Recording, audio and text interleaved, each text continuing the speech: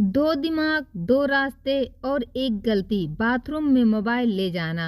Hello दोस्तों, स्वागत है आपका हमारे यूट्यूब चैनल पर। दोस्तों, अगर आप मिथुन राशि के जातक हैं तो आपको ये जानना बहुत ज़रूरी है कि बाथरूम में मोबाइल ले जाना आपके लिए कितना अच्छा है, कितना खतरनाक। मिथुन राशि का जीवन हमेशा दो दिशाओं में चलता है। एक रास्ता हल्का फुल्का, मजाकिया, हवा जैसा, और दूसरा गहरा, तेज, चतुर, पर उतना ही डरावना। लोग कहते हैं ना, मिथुन दो चेहरे वाला नहीं होता, वो दो दुनिया साथ लेकर चलता है। लेकिन इन दोनों दुनियाओं का असली मालिक है बुध, जो दिमाग, स्मृति, फोकस और संवाद का राजा है। और जब यही बुध मोबाइल के नीले पर्दे के नीचे बाथरूम की बंद हवा में फंस जाता है तो ऐसा लगता है जैसे बुध की नसों में कोई ठंडा जहर दौड़ रहा है। एक ऐसा जहर जो दिखता नहीं पर धीरे धीरे पूरे सिस्टम को खराब कर देता है। मिथुन राशि वाले बाथरूम में मोबाइल लेकर जाते हैं क्योंकि उनका दिमाग उनके सेकेंड पर भी खाली नहीं रहने देता। फुर्सत इस राशि के शब्दकोश में होता है ही नहीं। बाथरूम जाते ही उनके मन में बचता है, चलो 2 मिनट में थोड़ी रील देख ही ली जाए, चलो किसी को रिप्लाई कर दूं, चलो थोड़ा स्क्रॉल कर लूं। लेकिन असली कहानी यहीं से डरावनी शुरू होती है। बाथरूम यानी जहां शरीर सबसे ज़्यादा कमज़ोर होता है। पानी की नमी, कमरे की बंद हवा और मोबाइल की तेज़ रोशनी, जब ये तीनों ऊर्जा मिलती हैं तो बुद्ध की तरंगें टूटने लगती हैं।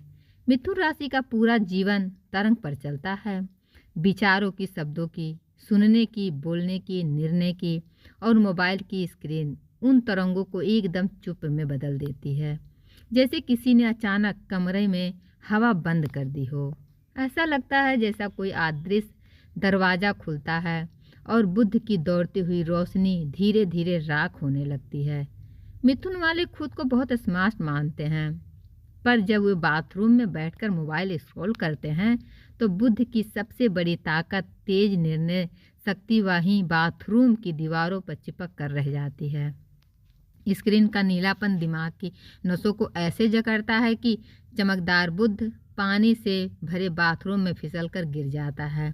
और जब बुद्ध गिरता है तो मिथुन राशि के जीवन में 3 डरावनी घटनाएं शुरू हो जाती हैं। पहला, दिमाग सुन्न होना, जैसे अचानक शब्द याद ना आए, जैसे चोट पटरी से उतर गई हो, जैसे विचारों की ट्रेन बिना चेतावनी से सुरंग में गायब हो जाए। यह वही समय है जब बुद्ध की ऊर्जा अपने साथ पैर समेटकर कोने में बैठ जाती है। दूसरा डर, बातों का गलत अर्थ निकालना। मिथुन की दुनिया संवाद पर चलती है, लेकिन जब बुद्ध बाथरूम की नमी में डुबकी खा लेता है तो अर्थ वाक्यों से निकलकर धुंध में खो जाते हैं। लोग बातें गलत समझने लगते हैं, रिश्तों में छोटी बातों पर बड़ी गलतफहमियां पैदा होने लगती हैं। तीसरा डर है दिमाग का 2 हिस्सों में फंस जाना। मिथुन की दोहरी ऊर्जा जब असंतुलित होती है तो कुछ मिनटों में ही दिमाग एक अजीब फसावट में फंसता है, न इधर का न उधर का, बस स्क्रीन के चमकते जाल में अटक कर रह जाता है। मोबाइल सिर्फ समय नहीं खाता, ये बुद्ध की फोकस लाइन को काट देता है। और जब बुद्ध की लाइन कटती है तो मिथुन राशि वाले खुद को अचानक थका हुआ, खाली, उलझा हुआ महसूस करते हैं, जैसे दिमाग में कोई अदृश्य धुंध फैल गई हो जो धीरे धीरे हर दिशा को ढक रही हो। बाथरूम का स्थान वायु तत्व का नहीं है, वहाँ जल का भारी ठंडा तत्व होता है, और वायु राशि होने के कारण मिथुन की ऊर्जा पानी के बंद कमरे में दम घुटने लगती है। उसी समय मोबाइल की रोशनी बुद्ध के फोकस पर चोट मारती है। ये दोनों मिलकर बुद्ध का एक भयावह ग्रहण बनाते हैं। आपको पता भी नहीं चलता और आपकी याददाश्त, आपकी तेजगी, आपका शब्द शक्ति सब आधी रह जाती है। दिमाग में एक धीमा सुनपन फैलता है जो कई बार मिथुन वालों को लगता है कि मूड खराब है, लेकिन असल में यह बुद्ध की टूटी हुई ऊर्जा होती है। दोस्तों, यही वजह है कि मिथुन राशि का व्यक्ति अगर रोज बाथरूम में मोबाइल लेकर जाता है तो उसकी ज़िंदगी में धीरे धीरे एक अजीब अंधेरा उतरने लगता है। जहाँ विचार रुक जाते हैं, जहाँ निर्णय उलझने लगते हैं, जहाँ संवाद दम घुटकर गिर पड़ता है।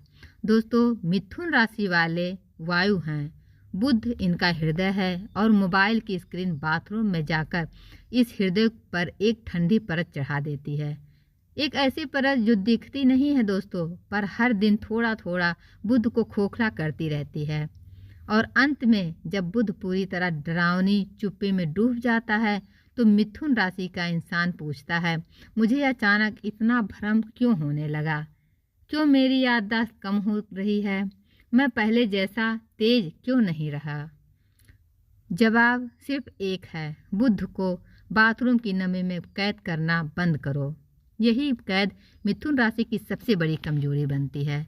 और यदि यह जारी रहा तो यह चंचल, हंसमुख, ताजगी भरी राशि धीरे धीरे एक ऐसी खामोशी में बदल जाती है जिससे बाहर निकलना आसान नहीं होता।